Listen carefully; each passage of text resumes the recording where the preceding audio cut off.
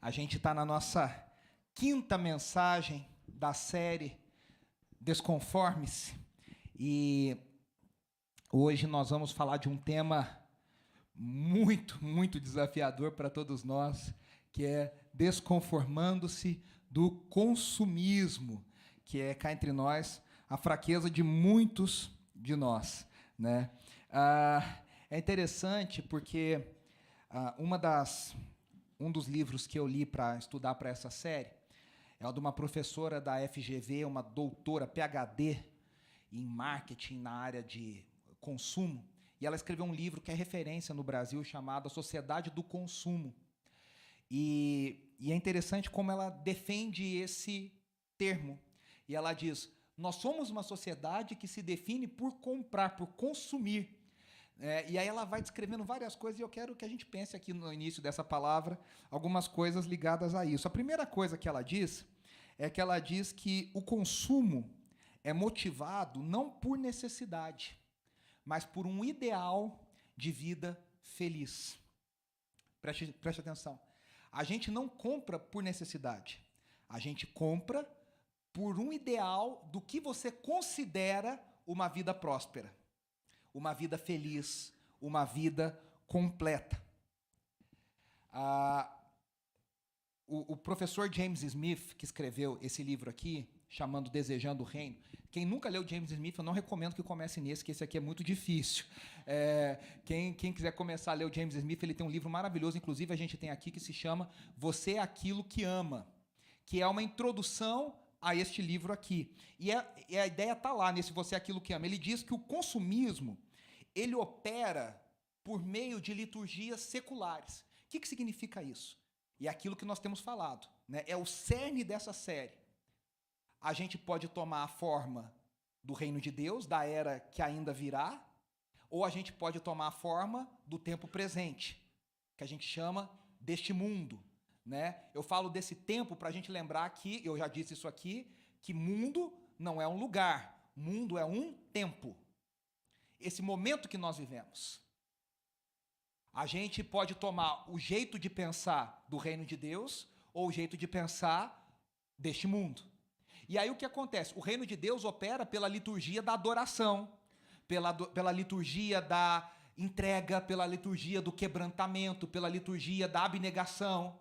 É assim que o reino de Deus opera. E o que isso faz? Isso nos transforma, como nós vimos na semana passada, a imagem de Deus. À medida que nós contemplamos a Deus, a gente olha para a palavra. Por exemplo, a gente é egoísta. Aí a gente vai lá e lê o apóstolo Paulo dizendo: tende em vocês o mesmo sentimento que houve em Cristo Jesus. Aí você falou, né? Putz, complicou pro meu lado, né? Eu conheço gente que fala assim: pô, mas Jesus é Jesus, né? Eu não estou nem perto, então não dá para comparar, né? A gente não pode usar essa desculpa. O apóstolo Paulo diz: vocês têm que ser imitadores de Cristo, sejam meus imitadores como eu imito a Cristo. Ou seja, nós imitamos a Cristo por tabela. Olha que responsabilidade. Quando a gente contempla a Deus, nós somos transformados no jeito de Deus. As liturgias seculares, elas operam do mesmo jeito. Só que o Deus delas é esse mundo, é esse tempo. A liturgia secular não tem eternidade. A liturgia secular, ela está fora dessa transcendência. Ela propõe a resolver os anseios do nosso coração aqui e agora, né? E para nós, cá entre nós, a gente que é ansioso, eu não sei se você é tão ansioso quanto eu, mas a gente não quer esperar. A gente não... Eu acho engraçado, né, que até o jeito de consumir está mudando, né? Antigamente, quem assistia novela, não que eu assistisse, não que eu não assistisse, aí fica para você decidir, a gente, querendo ou não, o capítulo só era no dia seguinte. Quando era na sexta-feira, era um Deus nos acuda, porque era só na segunda, né? Porque, mas sábado tem novela, mas sábado não acontecia nada, era de sexta para segunda, né? Aí você fica, o que vai acontecer? O que vai acontecer? Hoje, até isso aí nos streams, o que acontece? Muita série já vem de uma vez. O que a pessoa faz? Assiste tudo numa madrugada. Maratona. Aí fica assim, agora tem que esperar mais 2 anos. Por quê? Porque viu de uma vez. A gente não sabe esperar. A gente não sabe aguardar. O que acontece? A liturgia secular, ela não tem a transcendência, ela não tem a eternidade. Isso que nós cantamos aqui, santo, santo, santo. A gente ecoa junto com a eternidade. Por que essa música fala tanto no nosso coração?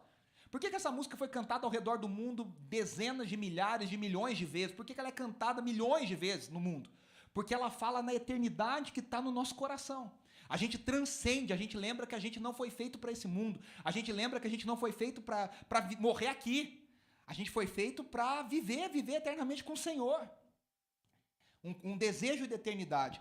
E as liturgias seculares, elas operam para responder aos nossos anseios aqui e agora. Elas querem resolver por um atalho. Ó, eu te dou um atalho para chegar lá. Né? Eu te dou aqui, ó, você quer felicidade? Eu te dou felicidade. Você quer satisfação? Eu te dou satisfação. Você quer poder? Eu te dou poder. Só que essas liturgias seculares nos transformam à imagem delas. E aí nós vimos na semana passada que, como Narciso, a gente nunca encontra satisfação no desejo amado, a não ser que esse desejo amado seja o próprio Deus. Olha que doideira, né? Deus nos pede para vivermos para a sua glória, não porque Deus é egoísta ou narcisista. Tem gente que acha que Deus tem crise de identidade. Tem gente que louva a Deus e fala assim, dá uma louvada mais forte aí que Deus está precisando hoje ouvir uns elogios. Né? Não, Deus não tem crise de identidade, Deus não sofre com problema de narcisismo. Deus sabe que a gente só é plenamente feliz, plenamente livre, plenamente realizado quando nós vivemos não para nós mesmos, mas nós vivemos para a glória dele. Nós vivemos para o reino dele. Aí nós encontramos a nossa configuração certa. Aí nós seguimos a instrução da fábrica. Aí a gente vive do jeito que Deus planejou que a gente vivesse. Só que o tempo inteiro nós estamos vivendo um mundo que está tentando roubar o nosso coração. Está tentando roubar o nosso coração.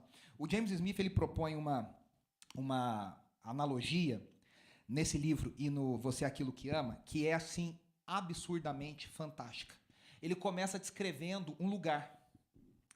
E ele começa a descrever nesse lugar como se esse lugar fosse um templo de adoração. E aí você vai lendo e fala, que lugar que ele está falando? O templo de Salomão? Ele está falando do templo, o verdadeiro, não o do Edir Macedo. Ele está falando de Meca, lá dos muçulmanos, ele está falando da mesquita lá. Do que ele está falando? Aí ele fala, adoradores do mundo inteiro se achegam diante das portas desse grande templo. Adoradores do mundo inteiro reconhecem essas janelas e esses vitrais. Você fala, pô, ele está falando de Notre Dame, ele está falando de alguma catedral maravilhosa. De que ele está falando? E aí ele fala, você anda pelos corredores e tem milhares de adoradores andando pelos corredores. E em cada corredor você encontra centenas de capelas lotadas de sacerdotes realizando sacrifícios. Aí você fala, meu Deus, que templo é esse que ele está falando? Que coisa é essa que ele está falando? E para minha surpresa, eu já vou estragar o spoiler de quem lê, porque eu preciso, ele está falando de um shopping center. E aí você dá uma travada, aí você volta e lê de novo. Você fala, deixa eu ler de novo o que ele está falando. E é isso que ele está querendo dizer. O shopping opera exatamente nas mesmas liturgias que um templo de adoração. Se você entendeu bem, os adoradores são compradores. As capelas são as lojas. E os sacrifícios são as maquininhas de cartão, passando as transações. E aí ele diz que ali adoradores entram e saem em busca de uma identidade, em busca de algo para preencher a sua vida, de algo para dar sentido à sua vida. O mundo de hoje, em muitos aspectos, é compro, logo existo. Compro e existo como quero. Compro e mostro como quero ser visto. Muitas vezes é assim que a gente opera. E aí é interessante porque o consumismo ele visa dar esse sentido e propósito de vida à parte de Deus. Você vai encontrar propósito à parte de Deus. Só que isso é idolatria, isso é pecado. Tem um livro muito interessante que eu li há um tempo atrás, que se chama The Four. Inclusive tem em português. Ele fala sobre os 4 cavaleiros do Apocalipse, é a analogia dele. Quais são os 4 cavaleiros? Esse cara não é pastor, não é teólogo, nem crente ele é. Ele é um cara do marketing, do mercado, esses caras geniais do Vale do Silício, e ele se chama Scott Galloway. E ele escreveu esse livro que ele fala sobre os 4 cavaleiros do Apocalipse. Quem são? A Apple, o Google, a Amazon e o Facebook. E ele fala que essas 4 empresas vão dominar toda a construção dos próximos anos até do próximo século. E ele diz que domina a nossa vida. E ele fala algumas coisas muito interessantes. Lembre-se que esse cara não é cristão. E olha a análise que ele faz. Ele fala assim, preste atenção. Objetos são frequentemente considerados santos ou sagrados, se eles são usados para propósitos espirituais, tais como a adoração aos deuses. Steve Jobs se tornou o messias da economia da inovação. E a sua realização mais brilhante, o iPhone, se tornou o meio para a sua adoração, elevado acima de todo outro item material ou qualquer outra tecnologia. Aí ele fala de uma reportagem que foi feita por um grande jornal norte-americano que diz que a Apple não tem clientes, a Apple tem fiéis seguidores de uma religião. Aí ele continua, ele diz, a ostentação não é algo externo, ela está em nossos genes. Olha que doideira. Combina a nossa necessidade instintiva de transcender a condição humana e nos sentimos mais perto da perfeição divina, com o nosso desejo de sermos mais atrativos até para possíveis parceiros. O que ele está querendo dizer? Está no nosso gene, no nosso instinto, que a gente quer o luxo, a gente quer o que destaca, a gente quer aquilo que brilha. Você já viu uma imagem que tem o dedo de Deus pintado por Michelangelo na Capela Sistina e do outro lado tem um iPhone, né? Tem um, quer dizer, é mais ou menos isso. A gente transcende. Quando a gente entra no Instagram, quando a gente entra nas redes sociais, a gente meio que sabe o pensamento. Esses dias eu vi uma pessoa falando assim, o Twitter deveria ser proibido. Fica entre nós, né? O Twitter, quem tem Twitter, é a rede social mais tóxica que existe. Gente, você lê os comentários ali, você desacredita da humanidade. Assim, o Twitter é nocivo, é nocivo. Aí uma pessoa diz, por que o Twitter não deveria existir? Porque o Twitter, o que a pessoa pensa, ela escreve, ela tuita. Aí ele fala, a gente não deveria saber o que as pessoas pensam. E essa pessoa diz, pensamento não é ouvido por um motivo. Né? E às vezes a gente meio que entra na mente do outro. A gente vê o mundo na lente do outro. A gente tem uma sensação de que somos deuses. E aí isso nos dá uma realização e nos dá uma identidade. E aí, olha o que ele termina dizendo. Eles começaram a associar, a Apple, associar o maravilhamento estético, combinando com o artesanato superior da presença de Deus. Essa é a pedra angular do luxo. Os produtos de luxo não fazem sentido num nível racional.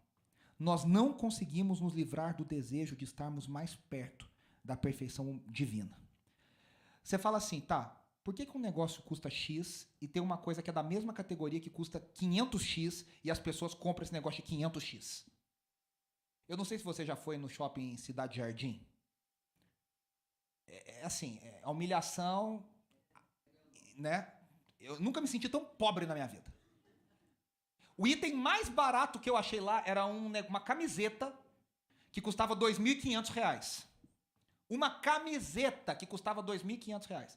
Eu vi um relógio que na vitrine que o preço era R$735 mil. Eu nunca me esqueci isso. Era um apartamento de alto padrão num relógio. Aí você fala, meu amigo, como essas lojas existem? Como tem gente que mantém isso aqui? Por quê? Porque a pessoa que compra um relógio... Você fala, mas não marca as horas do mesmo jeito do que um que você compra na 25? Né?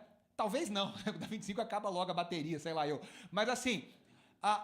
Por quê? Porque a gente quer se sentir superior, mais perto dos deuses. A gente quer se sentir mais perto da perfeição. Olha esse cristal que veio não sei da onde, que foi feito. Olha a roupa que foi costurada por freiras cegas da Mongólia, que não sei o que lá e tal. E você fala, uau! E a gente transcende. A gente transcende. A gente busca isso.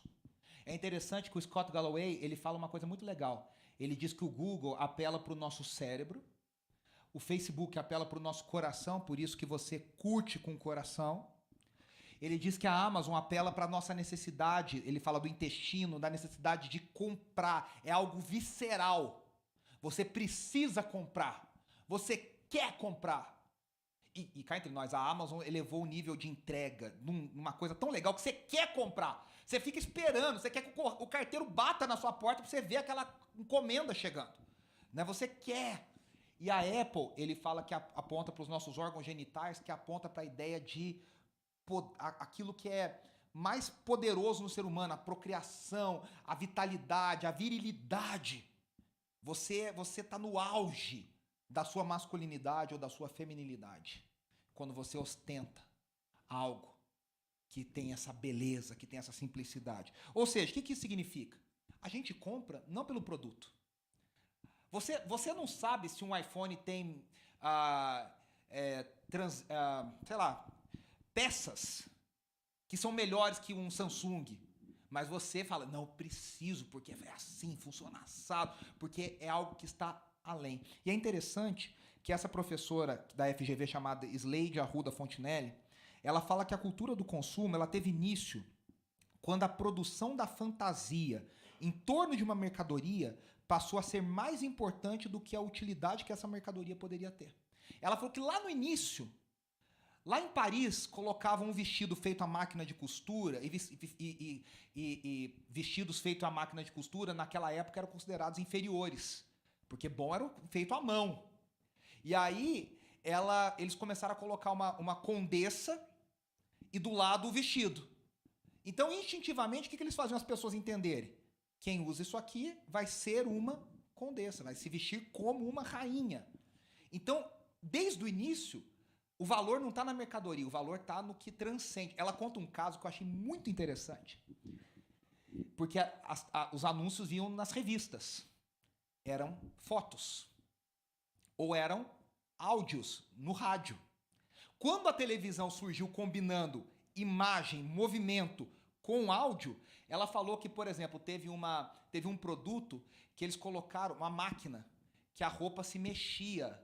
Que aquilo foi um sucesso de venda, porque a máquina lavava e eles viam a roupa mexendo dentro. Porque antes a foto era estática. Que aquilo trouxe, assim, uma venda, porque o ser humano falou, eu preciso disso, eu quero isso. Por isso que ela diz que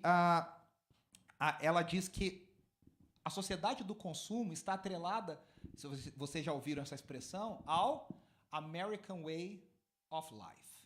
O que isso foi vendido? Isso foi vendido pós-Segunda Guerra Mundial, a Europa destruída, os Estados Unidos estavam muito fortalecidos. Se vocês olharem, essa imagem que é uma imagem de propaganda, olha quantos produtos tem industrializados, olha quantas marcas estão estampadas. Todo mundo queria isso, todo mundo queria inovação, todo mundo queria os eletrodomésticos, todo mundo queria esse tipo de vida. Eu quero ter essa vida fácil, eu quero ter essa vida feliz. Olha como essas famílias são felizes. A gente fala, né, família de margarina, né? Por quê? Porque a pessoa... Olha que loucura! A pessoa vende margarina não porque você tem gordura, não tem gordura, se faz bem, se não faz bem, se tem mais sabor, menos sabor. A pessoa vende a margarina com a felicidade. Você vai usar a margarina e a sua família vai ser tão feliz quanto a da propaganda da margarina. Né? Você já viu propaganda de perfume? Porque perfume não dá para sentir pela televisão, não dá para sentir pela imagem. O que as pessoas fazem? Faz uma propaganda, não tem nada a ver com perfume. É um bando de homem sarado, mulher sarada, saindo do mar, assim, dá um cheiro no outro. Você fala, o que isso tem a ver? Mas você fala, poxa, eu quero ser como essa pessoa. Eu não tenho esse tanquinho, mas se eu tivesse perfume, já é meio caminho andado, né? Já tá bom, né? Porque ela transcende. E olha só o que ela diz, né? O Scott Galloway, né? Ela reforça o que o Scott Galloway já disse. Ela fala assim, todo produto é consumido primeiramente simbolicamente.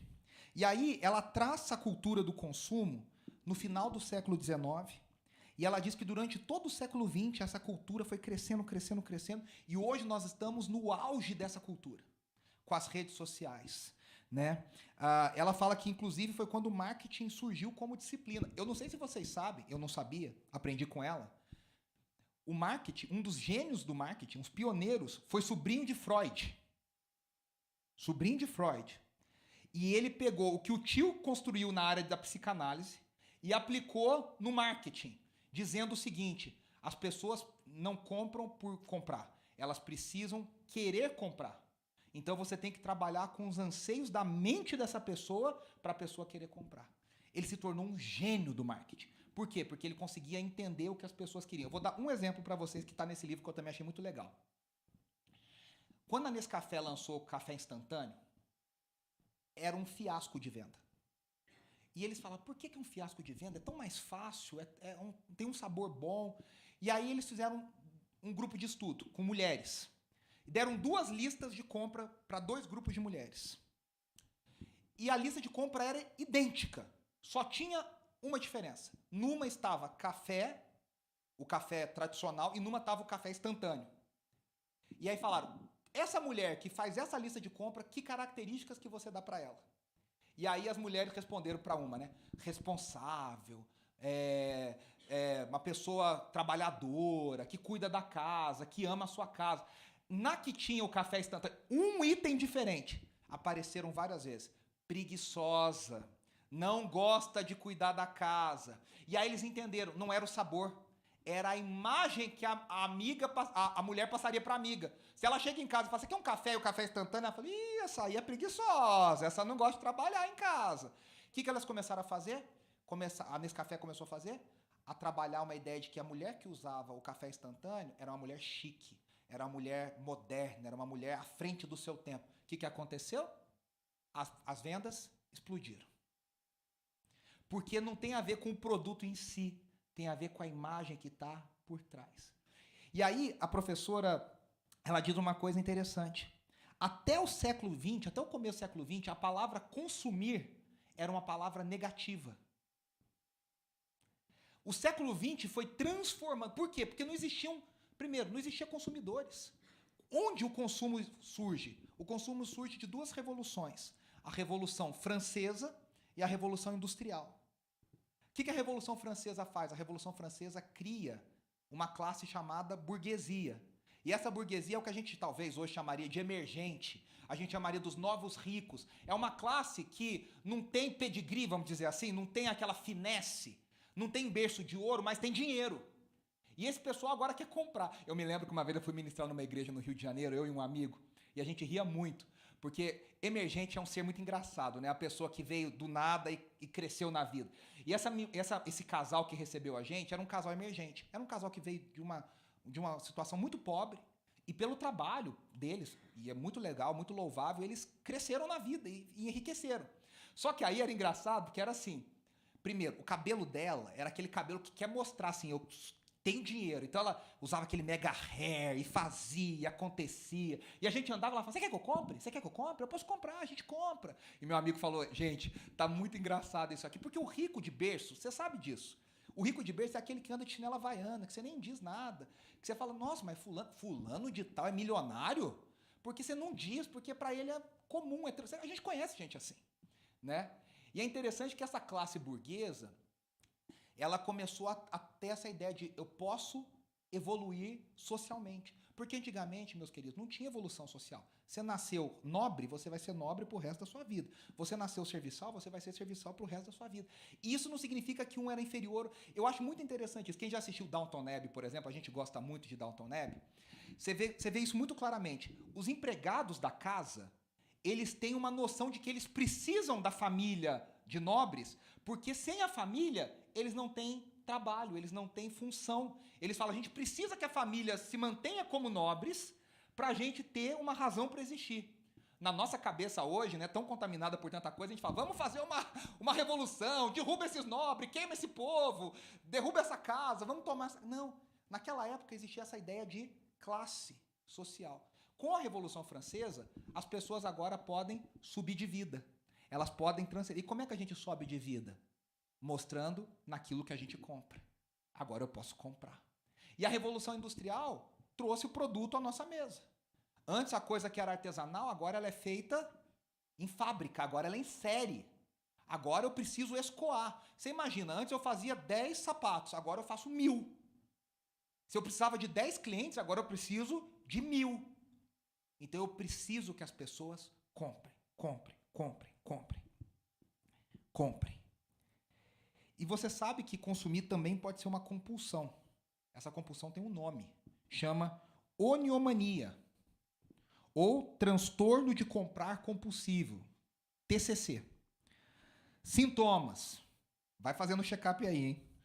descontrole financeiro, comprar escondido, comer escondido, comprar escondido nunca é bom, né? Desejo insaciável por comprar.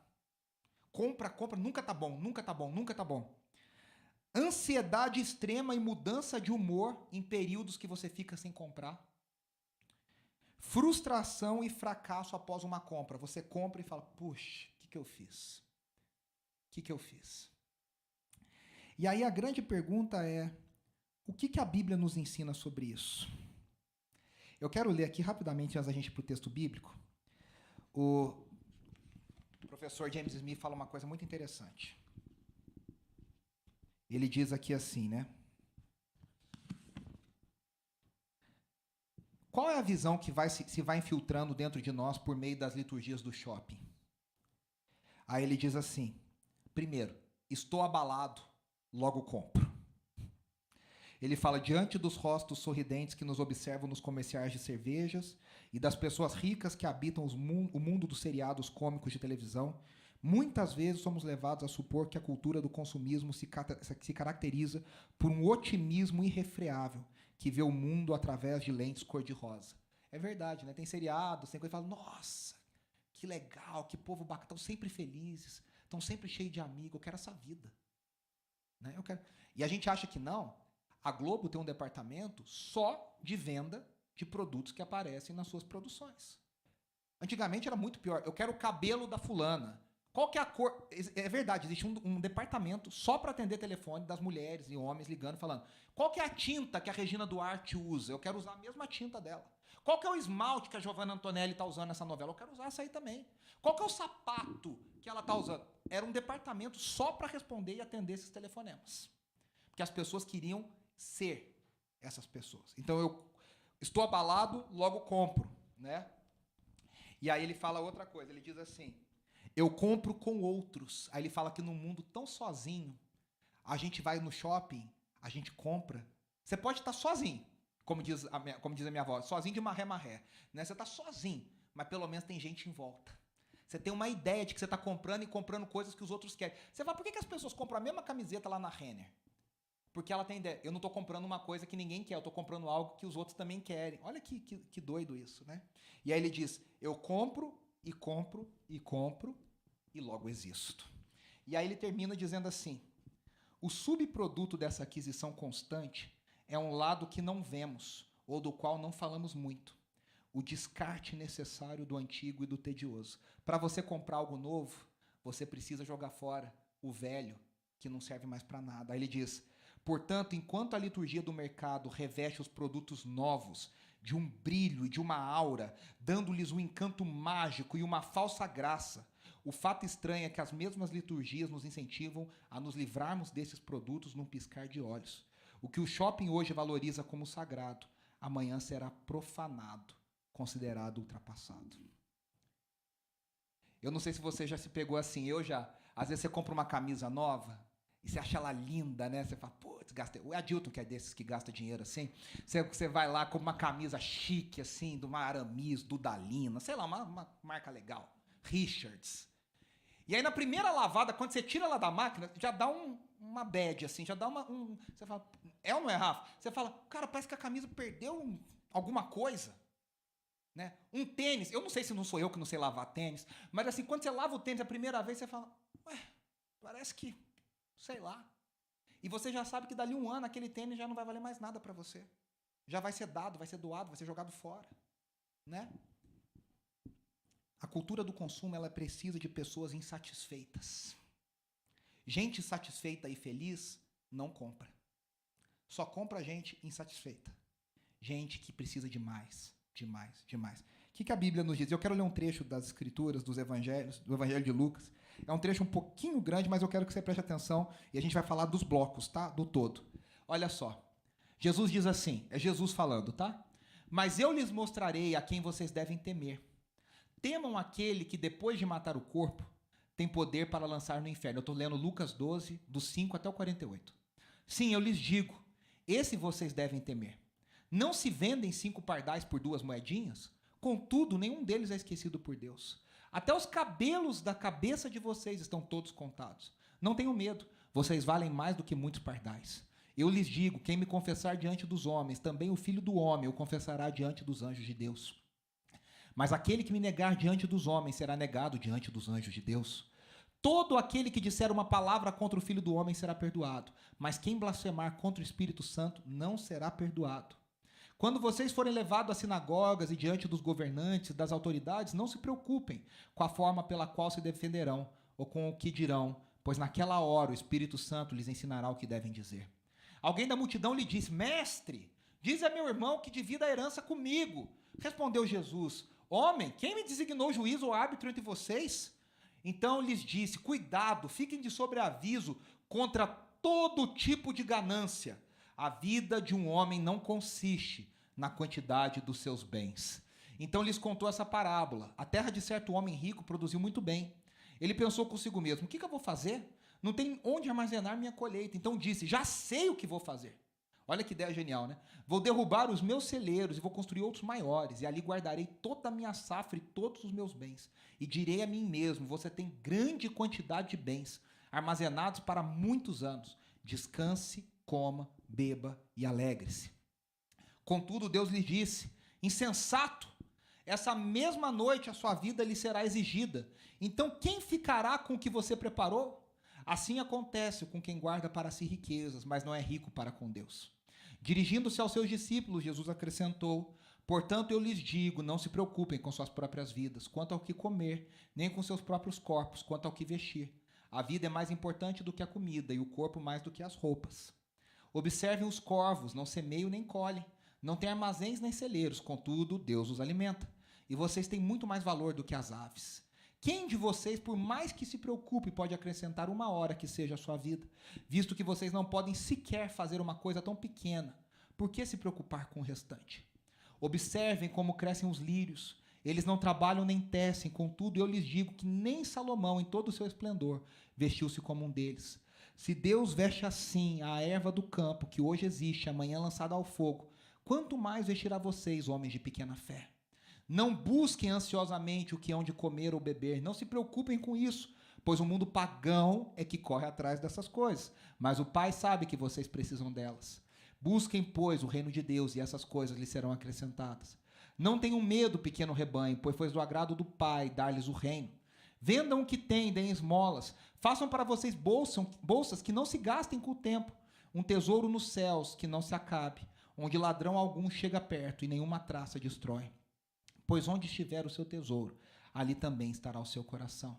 Estejam prontos para servir e conservem acesas as suas candeias, como aqueles que esperam seu Senhor voltar de um banquete de casamento, para que quando ele chegar e bater, possam abrir-lhe a porta imediatamente. Felizes os servos cujo Senhor os encontrar vigiando quando voltar. Eu lhes afirmo que se ele se vestirá para servir, fará que se reclinem à mesa e virá servi-los. Mesmo que ele chegue de noite ou de madrugada, felizes os servos que o Senhor encontrar preparados. Entendam, porém, isto: se o dono da casa soubesse a que horas viria o ladrão, não permitiria que a sua casa fosse arrombada. Estejam também vocês preparados, porque o Filho do Homem virá numa hora em que não esperam. Pedro perguntou: Senhor, estás contando essa parábola para nós ou para todos? O Senhor respondeu: quem é, pois, o administrador fiel e sensato, a quem seu senhor encarrega dos seus servos, para lhes dar sua porção de alimento no tempo devido? Feliz o servo a quem o seu senhor encontrar fazendo assim quando voltar. Garanto-lhes que ele o encarregará de todos os seus bens. Mas suponham que esse servo diga a si mesmo: meu senhor se demora a voltar. E então comece a bater nos servos e nas servas, a comer, a beber e a embriagar-se. O senhor daquele servo virá num dia que ele não espera e numa hora que ele não sabe, e o punirá severamente e lhe dará um lugar com os infiéis. Aquele servo que conhece a vontade de seu senhor e não prepara o que ele deseja, nem o realiza, receberá muitos açoites. Mas aquele que não a conhece e pratica coisas merecedoras de castigo, receberá poucos açoites. A quem muito foi dado, muito será exigido. E a quem muito foi confiado, muito mais será pedido. Trecho pesado, difícil, mas necessário. Primeira coisa que eu quero falar nesse trecho. Jesus está falando para uma grande multidão. Os primeiros versículos dizem que havia uma enorme multidão. E a multidão ia crescendo, crescendo, crescendo e crescendo. E Jesus depois fala só para os discípulos. Primeira coisa, a multidão está atrás de Jesus não porque ela queria servir a Jesus. não porque ela queria entregar sua vida para Jesus, não porque ela queria seguir a Jesus. A multidão estava seguindo a Jesus porque ele dava comida, porque ele curava, porque ele realizava coisas. Muitas vezes o sistema religioso, ao invés de rejeitar o consumismo que há no mundo, a gente só coloca um selo gospel no consumismo. A gente fala, você não vai comprar uma bolsa da Louis Vuitton, você vai comprar um carnê para abençoar o reino. Você não vai consumir um seriado, você vai consumir a Bíblia de estudo nova, você vai consumir o congresso novo, você vai comprar a série de mensagens, você vai comprar... A pessoa está sempre comprando, só que ela aprendeu que ela tem que comprar de Deus, porque ali ela é abençoada. As igrejas não têm que replicar o consumismo com selo gospel. As igrejas precisam rejeitar a mentalidade consumista e viver numa realidade de discípulos. A multidão é consumista. Discípulos são aqueles que doam a sua vida, entregam a sua vida, vivem para Jesus. A primeira coisa que eu estou falando, que eu estou partindo daqui, eu não estou falando para a multidão, eu estou falando para discípulos. Eu estou falando para gente que entende que Jesus não é um shopping, que igreja não é um lugar para você entregar o teu pedido. O Zé Bruno, meu grande amigo da banda Resgate, quando ele vai fazer show com a banda Resgate, o pessoal fala, canta 10 para 6, canta Daniel. Ele fala, meu amigo, aqui não é churrascaria não. Na churrascaria você manda lá o papel fazendo o teu pedido. Aqui é banda séria, ele brinca, né? E é isso. Igreja não é um lugar, não é churrascaria que você faz o pedido do que você quer. Traz a picanha. Agora traz né, Adilton? Traz a picanha, deixa Deus falar. Traz a picanha, traz o bife do vazio, traz o filé de alcatra. No reino, nós estamos para servir. E aí eu quero rapidamente mostrar algumas coisas nesse texto. Primeira coisa, o consumismo não faz parte dos valores do reino. Jesus mostra que o reino de Deus opera com outros valores. Ele fala que esse mundo trabalha com bens. Aí ele fala, não ajunte bens, ajunte tesouros no céu. Ele diz, olha, as pessoas têm ganância. O que o Filho de Deus tem? Abnegação. O Filho de Deus entrega, ele quer dar, ele quer entregar. Ele diz, esse mundo vive com preocupação. O crente, o discípulo, vive com confiança. E aqui já está um autoexame para a gente, né? Como é que a gente tem trabalhado? Você quer juntar bens ou tesouros nos céus? Será que eu vivo por ganância ou será que eu vivo na abnegação? Será que eu vivo preocupado, com medo, inseguro? O que vai ser? Como é que vai ser? Ou será que eu tenho fé de que Deus me sustenta e cuida de mim?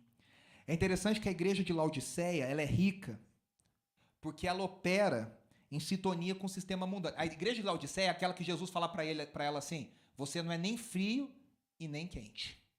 Sabe por quê? Porque eles são igreja, mas eles também querem andar de mão dada com a Babilônia. Eu também quero ficar aqui, ó, Império Romano, você é legal, você é bacana. Eu dependo do Império Romano para vender, para viver. Por isso que diz que quem não tem a marca da besta não vai vender nem comprar. Aí Jesus fala assim, vocês não são nem mortos nem frios, vocês estão tentando viver de braço dado com Deus e com a Babilônia. Não dá. Aí olha o que ele diz. Ao anjo da igreja, Apocalipse 3, 14 até o 18. Ao anjo da igreja em Laodiceia escreva, estas são as palavras do Amém, a testemunha fiel e verdadeira, o soberano da criação de Deus. Conheço as suas obras, sei que você não é nem frio nem quente. Melhor seria que fosse frio ou quente. Assim, porque você é morno, nem frio nem quente, estou a ponto de vomitá-lo da minha boca. Você diz, estou rico, adquiri riqueza e não preciso de nada. Não reconhece, porém, que é miserável, digno de compaixão, pobre, cego e que está nu. Dou-lhe este conselho, compre de mim ouro refinado no fogo e você se tornará rico. Compre roupas brancas e vista-se para cobrir a sua vergonhosa nudez e compre colírio para ungir os seus olhos e poder enxergar. Sabe como é que Jesus olha a riqueza e a pobreza de alguém? Está lá na igreja de Esmirna. Ele diz que a igreja de Esmirna é pobre, mas ela é espiritualmente rica. Por quê? Porque eles negaram andar de mãos dadas com os poderes desse mundo. Olha o que diz Apocalipse 2:9. Conheço as suas aflições e a sua pobreza, mas você é rico. Conheço a blasfêmia dos que se dizem judeus, mas não são, sendo antes da sinagoga de Satanás. Jesus está dizendo, existe um outro jeito de operar, existem outros valores. Existe uma outra forma. Sabe, às vezes a gente entra numa loja e o vendedor te olha de cima a baixo, né, para ver será que você tem pedigree para entrar nessa loja, né? Será que você tem dinheiro na conta para para comprar o que tem aqui? E a gente julga muito as pessoas assim. A gente aprendeu a ler as pessoas assim.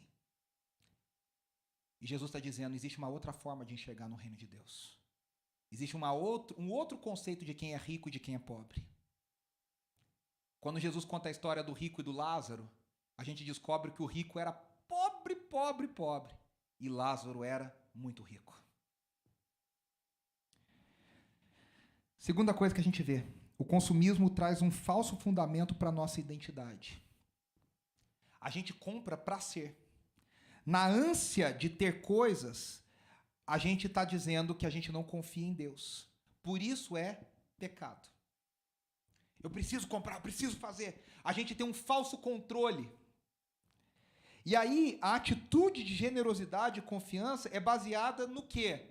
Eu tenho um relacionamento com Deus, Ele é o meu Pai, Ele me ama. Jesus, no capítulo 11 de Lucas, diz assim, vocês que são maus, sabem dar coisas boas aos seus filhos, quanto mais o vosso Pai que está no céu sabe dar boas dádivas aos que o pedem. Pedi, dar-se-vos-á. Batam e será aberto para vocês. Mas tem gente que tem um relacionamento tão doentio com Deus, que pensa assim, eu vou pedir, ele vai me negar. Deus, tem gente, e muitos de nós, tá? O sistema religioso faz isso com a gente. Parece que Deus é sádico, parece que Deus é aquele que, sabe o Scar quando fica segurando o Rei Leão, assim, que o ratinho tá fugindo, ele fica segurando o ratinho no rabinho, assim, só para ver o ratinho sofrendo. É aquilo, sabe? Parece que Deus quer ver a gente sofrer. Quando a gente tem um relacionamento saudável, a gente sabe que Ele é o nosso Pai, que Ele nos ama.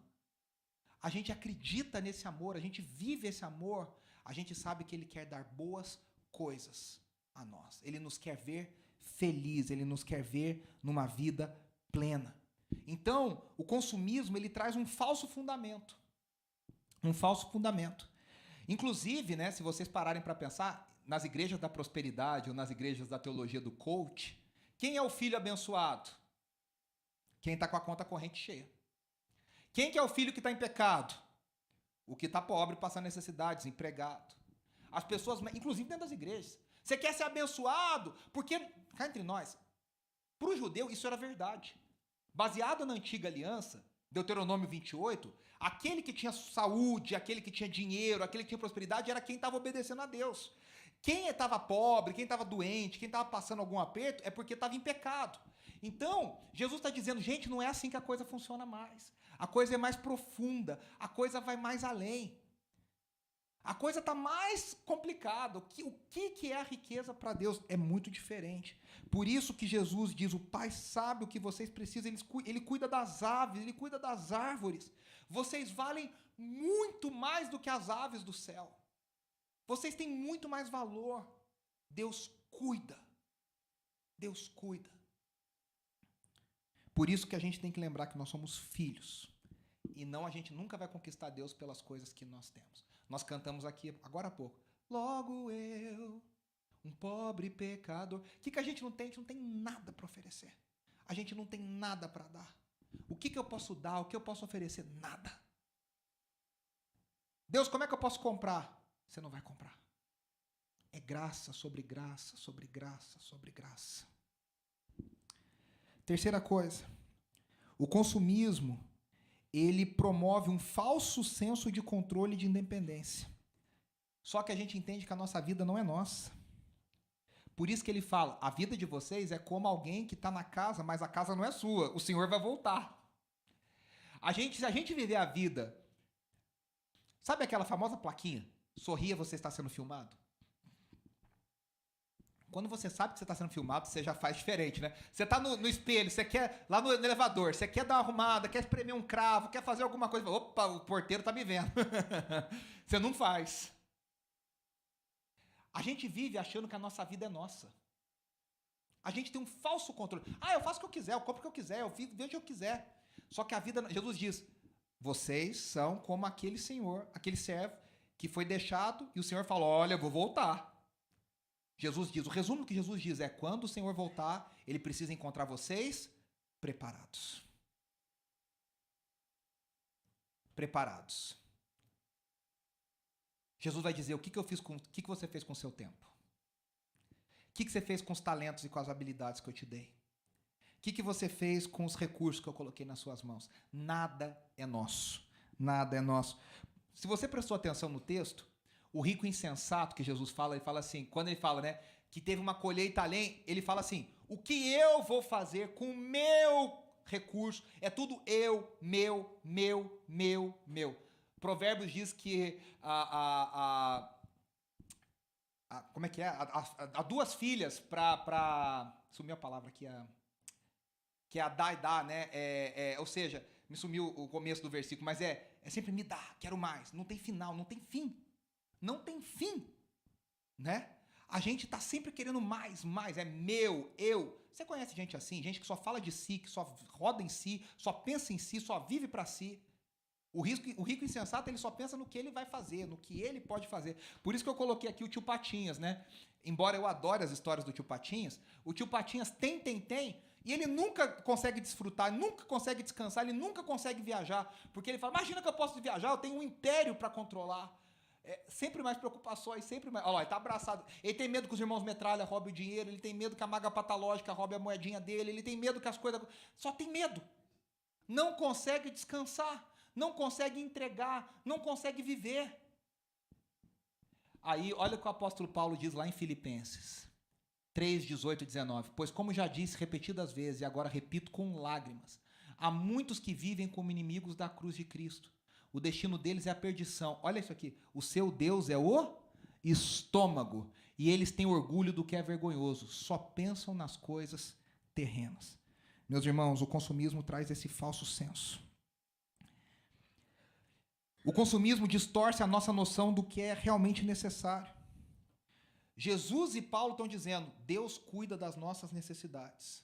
Agora a questão é, o que é necessidade real? Você já viu aquele adolescente fazendo birra, falando, eu preciso, e você acha engraçado que você fala, cara, você não precisa disso. Mas na cabeça da criança e do adolescente, ela precisa. Ela precisa, uma coisa assim, super, o novo FIFA, sei lá, FIFA 22. Pai, eu preciso. Né? Não, você não precisa. O que é necessidade real? O consumismo distorce isso, a gente perde a noção.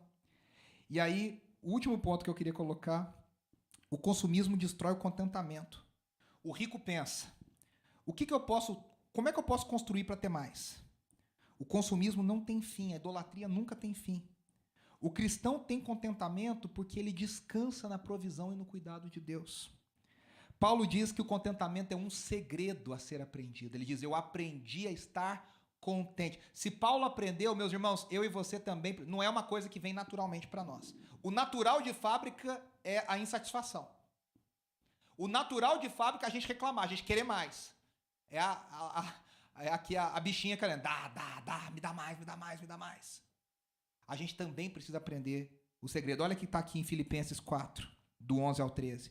Não estou dizendo isso porque esteja necessitado, pois aprendi a adaptar-me a toda e qualquer circunstância. O apóstolo Paulo, preso, está escrevendo isso. E aí ele diz, sei o que é passar necessidade, sei o que é ter fartura. Aprendi o segredo de viver contente em toda e qualquer situação. Seja bem alimentado, seja com fome, tendo muito ou passando necessidade. Tudo posso naquele que me fortalece. E aí eu queria encerrar falando alguns segredos que Paulo nos mostra, que eu vejo sobre esse contentamento. Como é que a gente pode rejeitar o consumismo e aprender a viver pelo contentamento? E, meus irmãos, deixa eu só fazer aqui eu esqueci de fazer isso no começo. Não significa que a gente comprar coisa, a gente está pecando, tá? Não é isso. Todos nós compramos e comprar é uma coisa saudável e que pode glorificar Deus. O problema é tudo isso que eu falei aqui, você substituir todas essas coisas pelo consumismo. O amor de Deus, o relacionamento com Deus, a satisfação em Deus. Esse é o problema, essa é a idolatria, tá? E aí eu quero falar aqui, qual que é o segredo do contentamento? Primeira coisa, tem Jesus como modelo. Olha o que o apóstolo Paulo diz também em Filipenses 2. Eu vou usar um monte de Filipenses, tá? Então nós estamos em Lucas 12 e Filipenses, para encerrar. Filipenses 2, 3 a 7. Nada façam por ambição egoísta ou por vaidade, mas humildemente considerem os outros superiores a vocês mesmos. Cada um cuide não somente dos seus interesses, mas também dos interesses dos outros. Seja a atitude... Aqui que mata, né? Seja a atitude de vocês a mesma de Cristo Jesus, que, embora sendo Deus, não considerou que o ser igual a Deus era algo a que devia apegar-se. mas esvaziou-se a si mesmo, vindo a ser servo, tornando-se semelhante aos homens. No contexto de Lucas 12, Jesus fala assim: cuidado com o fermento dos fariseus. E ele diz: o fermento dos fariseus é hipocrisia. Aparentam ser, mas não são. Jesus está dizendo: eu sou autêntico. Jesus é o que é. Ele é autêntico. Qual que é o nosso modelo? Jesus. O que Jesus faz? Abre mão. Jesus olha para o outro. Jesus, antes de pensar em si, pensa no outro. Esse é um bom teste para a gente fazer antes de comprar as coisas, antes de querer coisas. Segunda coisa, o contentamento considera os valores do reino. Jesus diz: não busquem ansiosamente o que comer ou beber, não se preocupem. Os pagãos é que correm atrás dessas coisas, mas o Pai sabe o que vocês precisam. Busque o reino de Deus. Gente, sustento não é problema nosso. Eu sempre repito isso para mim. Quem me conhece sabe que eu falo isso muito. O sustento não é problema nosso. O sustento é cuidado de Deus. A gente trabalha não para se sustentar, a gente trabalha para abençoar outros com as nossas habilidades, com aquilo que Deus deu a nós. Se a gente achar que a gente pode sustentar, a gente vai ficar maluco. No dia que a gente tiver sem emprego, no dia que faltar, no dia que der errado. Sustento é cuidado de Deus. Sustento é cuidado de Deus. Por isso que Paulo diz lá em Filipenses 3, 7 a 8. Mas o que para mim era lucro, passei a considerar como perda por causa de Cristo. Mais do que isso, considero tudo como perda comparado com a suprema grandeza do conhecimento de Cristo Jesus, por quem perdi todas as coisas. Eu as considero como esterco para poder ganhar Cristo. A bolsa tal, o tênis tal, o diploma tal, a viagem tal. Quando a gente começa a considerar Jesus Cristo, tudo isso perde o valor. É errado viajar? Não. É errado comprar? Não. É errado achar que tem mais valor do que Jesus. Tudo perde o valor. Terceiro segredo do contentamento. Ele descansa na nossa identidade de filhos de Deus e de cidadãos dos céus. Jesus diz lá no versículo 8 de Lucas 12: eu digo a vocês, quem me confessar diante dos homens, também o Filho do Homem o confessará diante dos anjos de Deus. Você já parou para pensar nisso? Se Jesus diz: se você ficar do meu lado, eu vou me levantar e vou te defender nos céus. Isso é muito forte. A gente descansa no cuidado de Deus. Por isso que Paulo diz: tudo posso naquele que me fortalece. O tudo posso de Paulo não é o coach, né? O tudo posso de Paulo é passar fome, passar necessidade, ser açoitado, ser preso, ser injustiçado. Eu aguento tudo isso porque é Cristo que me fortalece. Paulo confessa na terra, Jesus confessa nos céus. Quando a gente sabe que o Pai é nosso, a gente ora e pede: o pão nosso de cada dia nos dá hoje. E é interessante que no reino de Deus é o pão nosso de cada dia. Ah, mas eu queria pôr ano que vem. Não tem, é de hoje. Ah, mas me dá só uns 2 anos aqui, eu pego uma porçãozinha aqui. Não tem, é para hoje. Hoje.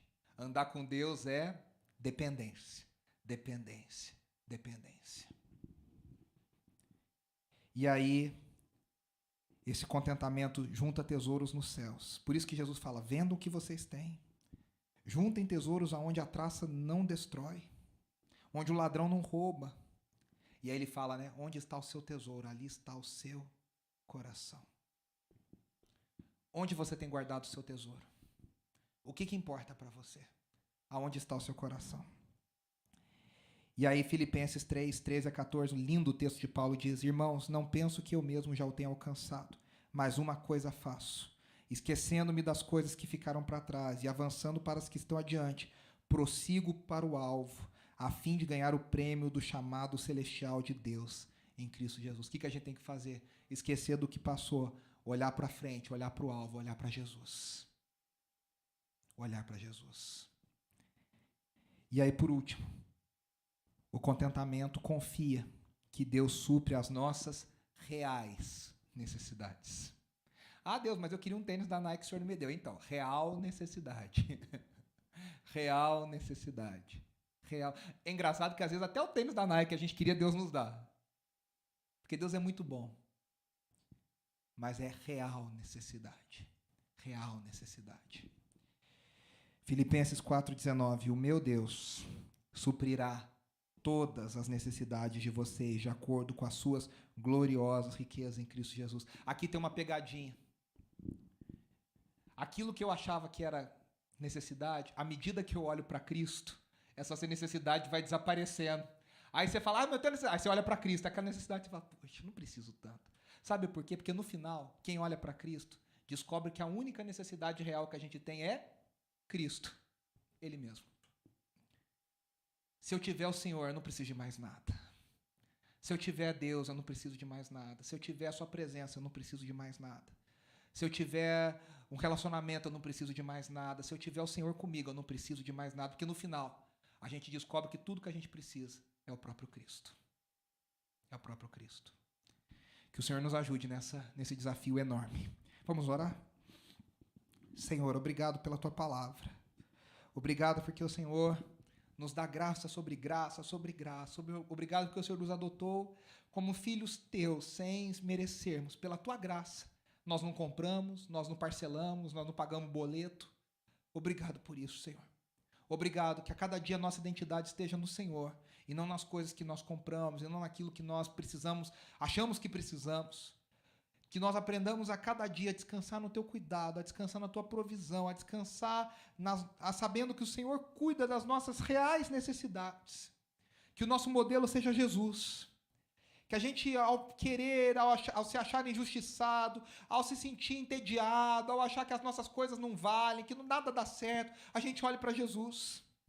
Que a gente não olhe para os modelos consumistas das propagandas, do marketing, que a gente olhe para Jesus, que o nosso coração se renda a Jesus. Que a gente viva uma vida cristã não no modelo consumista, mas no modelo verdadeiro e real, num relacionamento saudável contigo. Que o Senhor nos ajude, Senhor, a andar debaixo dessa palavra, debaixo da Tua graça, vivendo para o Senhor, nos desconformando, tirando de nós a forma do consumismo e colocando em nós a forma do contentamento, os valores do reino. Que nós sejamos um povo contente, feliz em toda e qualquer situação. Afligidos, perseguidos, até mesmo em necessidades, que a gente aprenda que o Senhor está cuidando de nós. Que o Senhor está olhando por nós, que o Senhor é aquele que nos defende diante dos anjos, que o Senhor se coloca ao nosso lado. E isso é tudo que vale, que nós descobramos a cada dia que tudo que nós precisamos é do Senhor. Essa é a nossa oração no nome de Jesus. Amém.